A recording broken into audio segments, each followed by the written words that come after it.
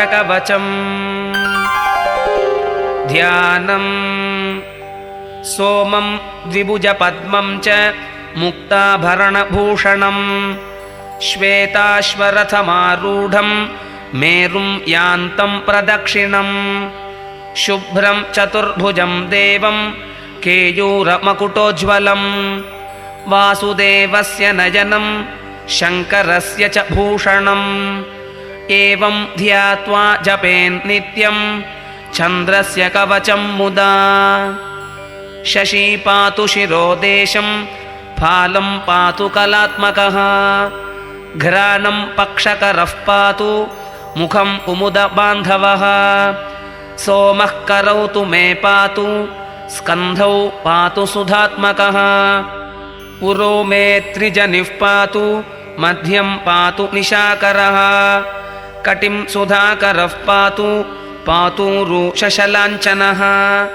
मृगाङ्को जानुनी पातु जङ्घे पात्वमृताब्धिजः पादौ हिमकरः पातु पातु चन्द्रोऽखिलं वपुः एतद्धि कवचं पुण्यं भुक्तिमुक्तिप्रदायकं यः पठेत् शृणुयाद्वापि सर्वत्र विजयी भवेत्।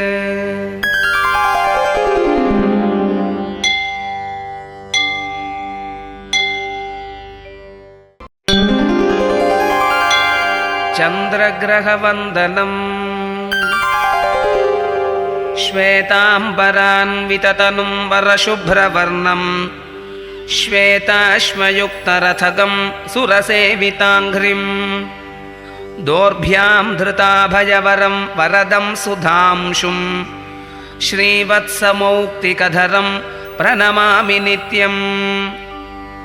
ॐ भूर्भुवः स्वः चन्द्रग्रह इह आगच्छ आगच्छ चन्द्रग्रहं श्वेतवर्णं श्वेतगन्धं श्वेतपुष्पं श्वेतमाल्याम्बरधरं श्वेतश्छत्रध्वजरथ पताकादिशोभितं दिव्यरथसमारूढं मेरुं प्रदक्षिणीकुर्वाणं दशाश्वरथवाहनं प्रत्यङ्मुखं द्विभुजं दण्डधरं यामुनदेशाधिपम् आत्रेयगोत्रं नन्दनसंवत्सर कार्तिकशुद्धचतुर्दश्यां कृत्तिकानक्षत्रे जातं कर्कटकराश्यधिपतिम् इन्दुवासरप्रयुक्तं किरीटिनं सुखासीनं पत्नीपुत्रपरिवारसमेतं ग्रहमण्डले प्रविष्टं चन्द्रग्रहं प्रणमामि अतिदेवता अपः प्रणमामि प्रत्यतिदेवता गौरीं प्रणमामि अतिदेवता प्रत्यतिदेवता सहिताय चन्द्राय नमः।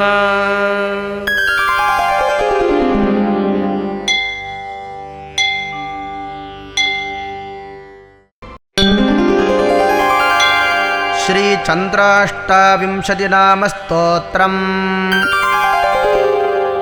श्रीगणेशाय नमः। चन्द्रस्य शृणु नामानि शुभदानि महीपते यानि श्रुत्वा नरो दुःखान्मुच्यते नात्र संशयः। सुधाकरो विधुः सोमो ग्लौरब्जः कुमुदप्रियः लोकप्रियः शुभ्रभानुश्चन्द्रमा रोहिणीपतिः शशी हिमकरो राजा द्विजराजो निशाकरः आत्रेययन्तः शीतांशुरोषधीशः कलानिधिः जैवातृको रमाभ्राता क्षीरोदार्णवसम्भवः नक्षत्रनायकः शम्भुशिरश्चूडामणिर्विभुः तापहर्ता नभो दीपो नामान्येतानि यः पठेत् प्रत्यगं भक्तिसंयुक्तस्तस्य पीडा विनश्यति तद्दिने च पठेद्यस्तु लभेत् सर्वसमीहितं ग्रहादीनां च सर्वेषां भवेत् चन्द्रबलं सदा। इति श्रीचन्द्राष्टाविंशतिनामस्तोत्रं सम्पूर्णम्।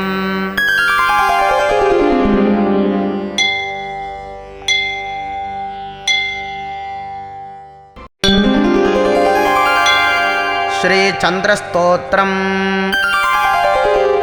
अस्य श्रीचन्द्रस्तोत्रमहामन्त्रस्य गौतमऋषिः अनुष्टुप् छन्दः चन्द्रो देवता चन्द्रप्रसादसिद्ध्यर्थे जपे विनियोगः। ध्यानम् श्वेताम्बरान्विततनुं वरशुभ्रवर्णं श्वेताश्वयुत्थरदकं सुरसेविताङ्घ्रिं दोर्भ्यां धृताभयवरं वरदं सुधांशुं श्रीवत्समौक्तिकधरं प्रणमामि नित्यम्। वासुदेवस्य नयनं शङ्करस्य विभूषणं श्वेतमाल्याम्बरधरं श्वेतगन्धानुलेपनं श्वेतच्छत्रधरं वन्दे सर्वाभरणभूषितम्। आग्नेयभागे सरथो दशाश्वे आत्रेयजो यामुनदेशगश्च प्रत्यङ्मुखस्तश्चतुरश्रपीठे गदाधरो नोवदुरोहिणीशः। चन्द्रं नमामि वरदं शङ्करस्य विभूषणं कलानिधिं कान्तरूपं केयूरमकुटोज्ज्वलं वरदं वन्द्यचरणं वासुदेवस्य लोचनं सर्वलोकासेचनकं चन्द्रं तं प्रणतोऽस्म्यहं। सर्वजगज्जीवयसि सुधाधारसमैः सोमदेहि ममारोग्यं सुधापूरितमण्डल। राजा त्वं ब्राह्मणानां च रमया अपि सोदरः ओषधीनां चाधिपति रक्षा मां रजनीपते। कल्याणमूर्ते वरद करुणारसवारिधे कलशोदधि सञ्जात कलानाथ कृपां कुरु। क्षीरार्णवसमुद्भूत चिन्तामणिसहोद्भव कामितार्थान् प्रदेहि त्वं कल्पद्रुमसहोदर। श्वेताभरश्वेतविभूषणाढ्यः गदाधरश्वेतरुचिर्द्विबाहुः चन्द्रसुधात्मा वरदः किरीटी श्रेयांसि मह्यं प्रददातु देवः। क्षयापस्मारकुष्ठादितापज्वरनिवारणं सर्वसम्पदमाप्नोति स्तोत्रपाठान्न संशयः। इदं निशाकरस्तोत्रं यः पठेत् सततं नरः उपद्रवात् समुच्येत नात्र कार्या विचारणा। इति ब्रह्माण्डपुराणे नवमांशे उमामहेश्वरसंवादे चन्द्रस्तोत्रं सम्पूर्णम्।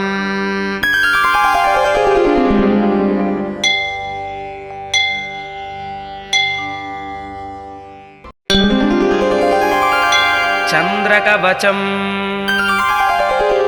ध्यानम् सोमं द्विभुजपद्मं च मुक्ताभरणभूषणं श्वेताश्वरथमारूढं मेरुं यान्तं प्रदक्षिणं शुभ्रं चतुर्भुजं देवं केयूरमकुटोज्ज्वलं वासुदेवस्य नयनं शङ्करस्य च भूषणम्।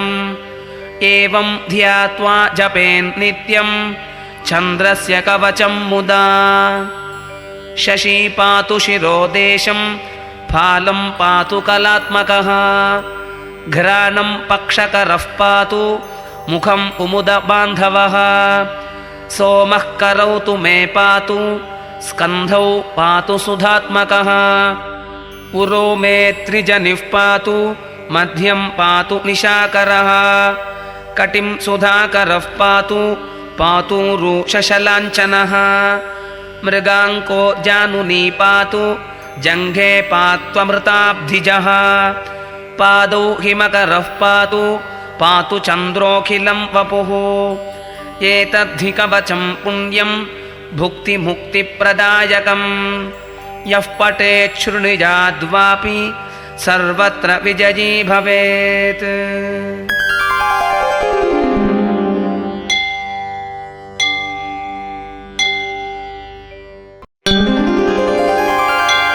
चन्द्रग्रहवन्दनम्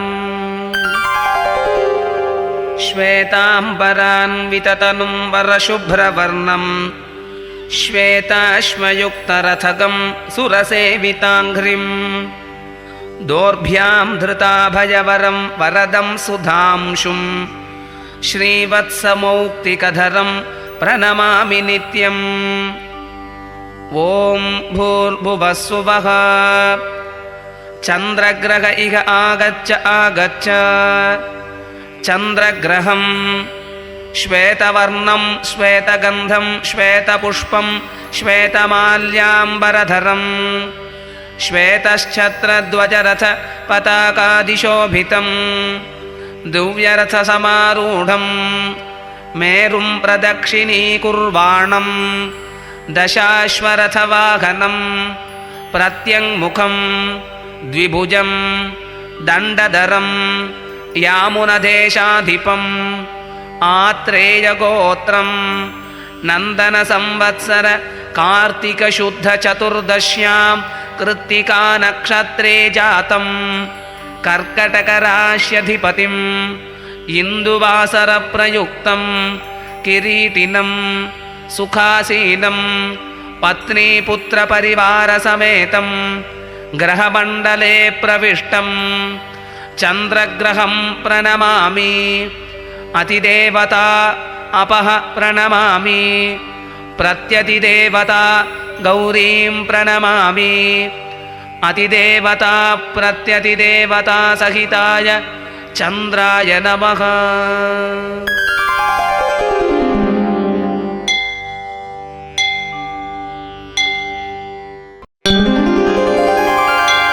ಶ್ರೀ ಚಂದ್ರಾಷ್ಟಾವಿಂಶತಿನಾಮ ಸ್ತೋತ್ರಂ.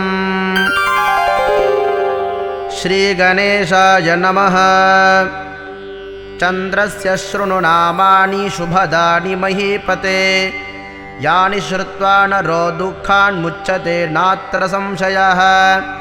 ಸುಧಾಕರೋ ವಿಧುಃ ಸೋಮೋ ಗ್ಲೌರಬ್ಜಃ ಕುಮುದಪ್ರಿಯಃ ಲೋಕಪ್ರಿಯಃ ಶುಭ್ರಭಾನುಶ್ಚಂದ್ರಮಾ ರೋಹಿಣೀಪತಿಃ. ಶಶಿ ಹಿಮಕರೋ ರಾಜ ದ್ವಿಜರಾಜೋ ನಿಶಾಕರಃ. ಆತ್ರೇಯಯಂತಃ ಶೀತಾಂಶುರೋಷಧೀಶಃ ಕಲಾನಿಧಿಃ. ಜೈವಾತೃಕೋ ರಮಾಭ್ರಾತ ಕ್ಷೀರೋದಾರ್ಣವಸಂಭವಃ. ನಕ್ಷತ್ರನಾಯಕಃ ಶಂಭುಶಿರಶ್ಚೂಡಾಮಣಿರ್ವಿಭುಃ. ತಾಪಹರ್ತಾ ನಭೋ ದೀಪೋ ನಾಮಾನ್ಯೇತಾನಿ ಯಃ ಪಠೇತ್. ಪ್ರತ್ಯಗಂ ಭಕ್ತಿ ಸಂಯುಕ್ತಸ್ತಸ್ಯ ಪೀಡಾ ವಿನಶ್ಯತಿ. ತದ್ದಿನೇ ಚ ಪಠೇದ್ಯಸ್ತು ಲಭೇತ್ ಸರ್ವಸಮೀಹಿತಂ.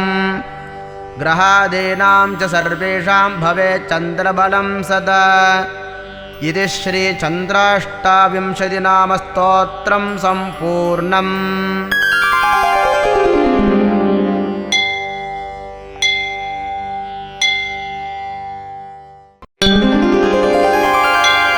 ಶ್ರೀ ಚಂದ್ರಸ್ತೋತ್ರಂ. ಅಸ್ಯ ಶ್ರೀ ಚಂದ್ರಸ್ತೋತ್ರ ಮಹಾಮಂತ್ರಸ್ಯ ಗೌತಮ ಋಷಿಃ ಅನುಷ್ಠುಪ್ ಛಂದಃ. ಚಂದ್ರೋ ದೇವತಾ ಚಂದ್ರಪ್ರಸಾದ ಸಿದ್ಧ್ಯರ್ಥೆ ಜಪೇ ವಿನಿಯೋಗಃ. ಧ್ಯಾನಂ. ಶ್ವೇತಾಂಬರಾನ್ವಿತತನುಂ ವರಶುಭ್ರವರ್ಣಂ ಶ್ವೇತಾಶ್ವಯುತ್ಥರದಗಂ ಸುರಸೇವಿತಾಂಘ್ರಿಂ. ದೋರ್ಭ್ಯಾಂ ಧೃತಾ ಭಯವರಂ ವರದಂ ಸುಧಾಂಶುಂ ಶ್ರೀವತ್ಸಮೌಕ್ತಿಕಧರಂ ಪ್ರಣಮಾಮಿ ನಿತ್ಯಂ.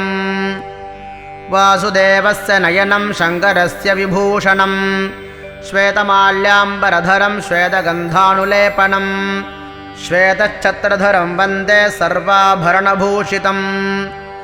ಆಗ್ನೇಯಭಾಗೆ ಸರಥೋ ದಶಾಶ್ವೇ ಆತ್ರೇಯಜೋ ಯಾಮುನದೇಶಗಶ್ಚ. ಪ್ರತ್ಯಂಗುಖಶ್ಚತುರಶ್ರಪೀಠೆ ಗದಾಧರೋ ನೋವದುರೋಹಿಣೀಶಃ. ಚಂದ್ರಂ ನಮಾಮಿ ವರದಂ ಶಂಕರಸ್ಯ ವಿಭೂಷಣಂ ಕಲಾನಿಧಿಂ ಕಾಂತರೂಪಂ ಕೇಯೂರಮಕುಟೋಜ್ವಲಂ. ವರದಂ ವಂದ್ಯಚರಣಂ ವಾಸುದೇವಸ್ಯ ಲೋಚನಂ. ಸರ್ವಲೋಕಾಸೇಚನಕಂ ಚಂದ್ರಂ ತಂ ಪ್ರಣತೋಸ್ಮ್ಯಹಂ. ಸರ್ವಜಗಜ್ಜೀವಯಸಿ ಸುಧಾಧಾರಸಮೈಃಕರೈಃ. ಸೋಮದೇಹಿ ಮಮಾರೋಗ್ಯಂ ಸುಧಾಪೂರಿತಮಂಡಲ. ರಾಜಾ ತ್ವಂ ಬ್ರಾಹ್ಮಣಾನಾಂ ಚ ರಮಯ ಅಪಿ ಸೋದರಃ. ಓಷಧೀನಾಂ ಚಾಧಿಪತಿ ರಕ್ಷಾ ಮಾಂ ರಜನೀಪತೆ. ಕಲ್ಯಾಣಮೂರ್ತೆ ವರದ ಕರುಣಾರಸವಾರಿಧೇ. ಕಲಶೋಧಧಿ ಸಂಜಾತ ಕಲಾನಾಥ ಕೃಪಾಂ ಕುರು. ಕ್ಷೀರಾರ್ಣವ ಸಮುದ್ಭೂತ ಚಿಂತಾಮಣಿ ಸಹೋದ್ಭವ. कामिदार्थान् प्रदेहि त्वं कल्पद्रुमसहोदर श्वेताभरश्वेतविभूषणाढ्यः गदाधरश्वेतरुचिर्द्विबाहुः चन्द्रसुधात्मा वरदः किरीटी श्रेयांसि मह्यं प्रददातु देवः क्षयापस्मारकुष्ठादितापज्वरनिवारणं सर्वसम्पदमाप्नोति स्तोत्रपाठान्न संशयः इदं निशाकरस्तोत्रं यः पठेत् सततं नरः उपद्रवात् समुच्चेत नात्र कार्या विचारणा इति ब्रह्माण्डपुराणे नवमांशे उमामहेश्वरसंवादे चन्द्रस्तोत्रं सम्पूर्णम्।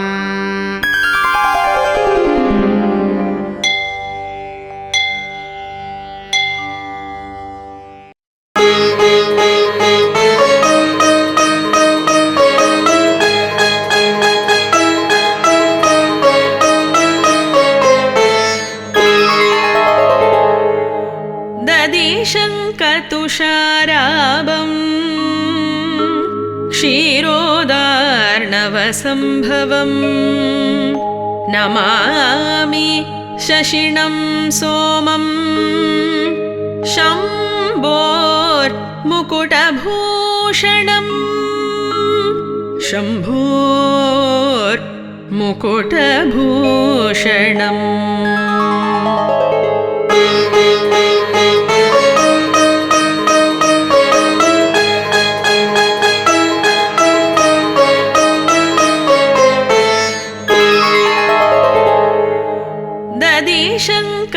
ददिशङ्कतुषाराभम् क्षीरोदार्णवसम्भवम् नमामि शशिनं सोमं शम्भोर्मुकुटभूषणम् शम्भोर्मुकुटभूषणम्।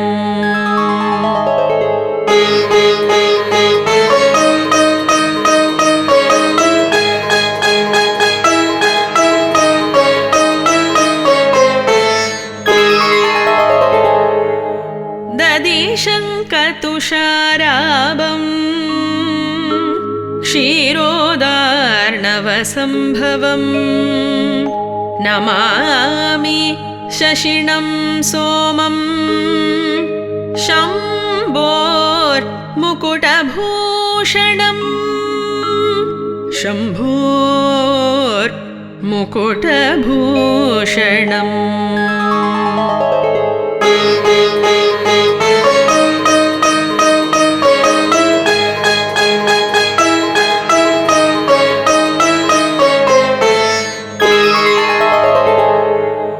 ददिशङ्कतुषाराभम् क्षीरोदार्णवसम्भवम् नमामि शशिनं सोमं शम्भोर्मुकुटभूषणम् शम्भोर्मुकुटभूषणम्।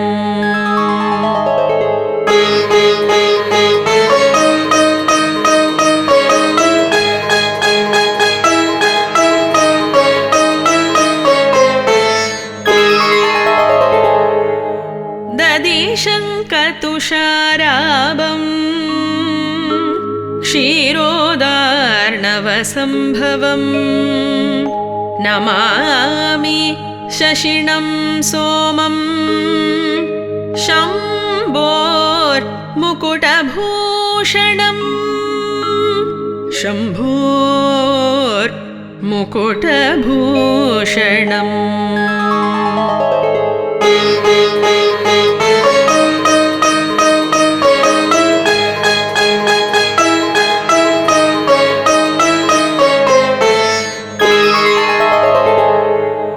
ददिशङ्कतुषाराभम् क्षीरोदार्णवसम्भवम् नमामि शशिनं सोमं शम्भोर्मुकुटभूषणम् शम्भोर्मुकुटभूषणम्। मुकुटभूषणम्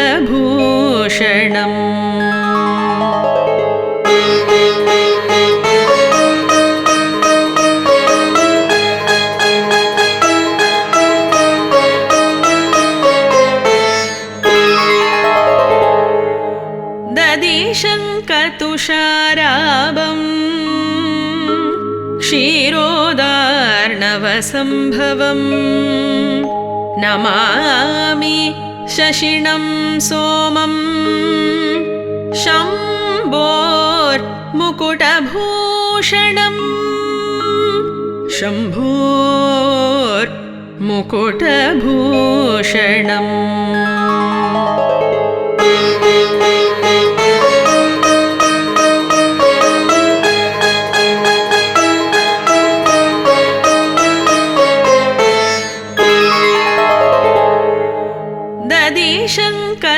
दधिशङ्खतुषाराभम् क्षीरोदार्णवसम्भवम् नमामि शशिनं सोमं शम्भोर्मुकुटभूषणम् शम्भोर्मुकुटभूषणम्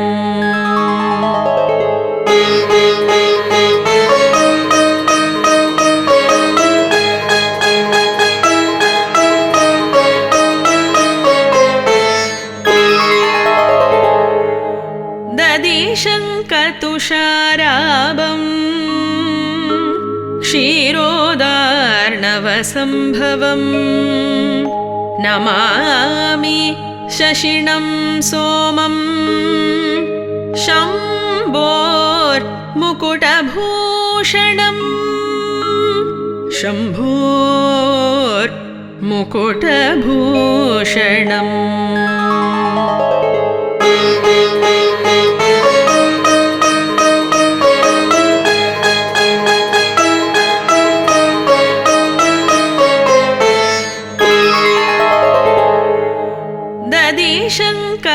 दधिशङ्खतुषाराभम् क्षीरोदार्णवसम्भवम् नमामि शशिनं सोमं शम्भोर्मुकुटभूषणम्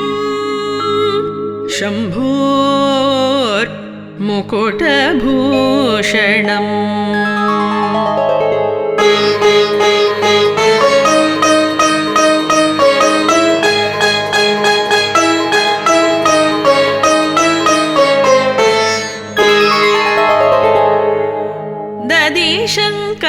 दधिशङ्खतुषाराभम् क्षीरोदार्णवसम्भवम् नमामि शशिनं सोमं शम्भोर्मुकुटभूषणम् शम्भोर्मुकुटभूषणम्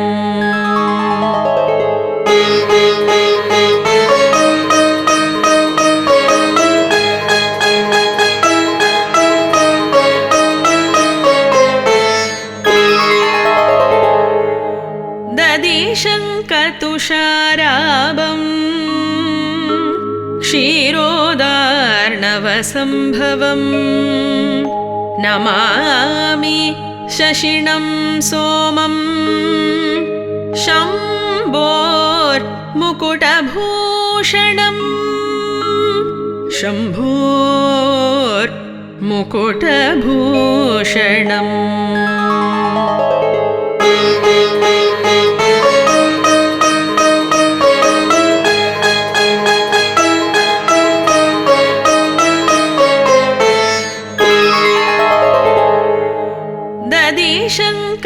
दधिशङ्खतुषाराभम् क्षीरोदार्णवसम्भवम् नमामि शशिनं सोमं शम्भोर्मुकुटभूषणम् शम्भोर्मुकुटभूषणम्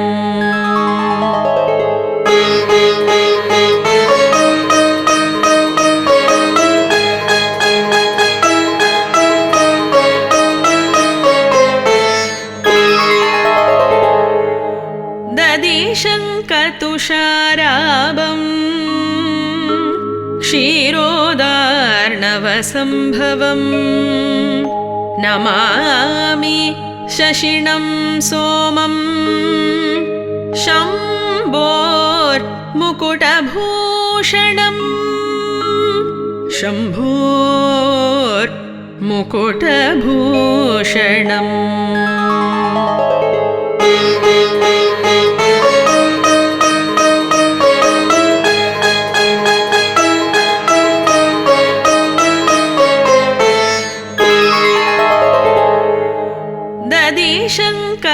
दधिशङ्कतुषाराभम् क्षीरोदार्णवसम्भवम् नमामि शशिनं सोमम् शम्भोर्मुकुटभूषणम् शम्भोर्मुकुटभूषणम्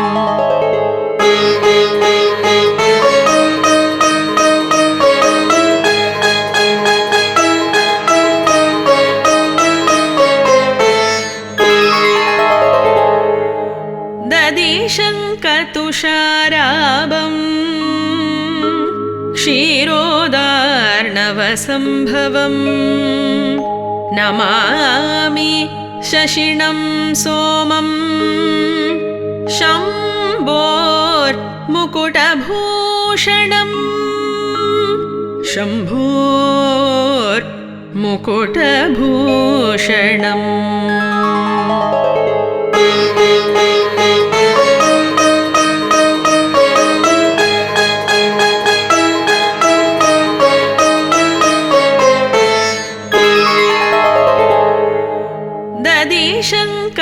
दधिशङ्कतुषाराभम् क्षीरोदार्णवसम्भवम् नमामि शशिनं सोमम् शम्भोर्मुकुटभूषणम् शम्भोर्मुकुटभूषणम्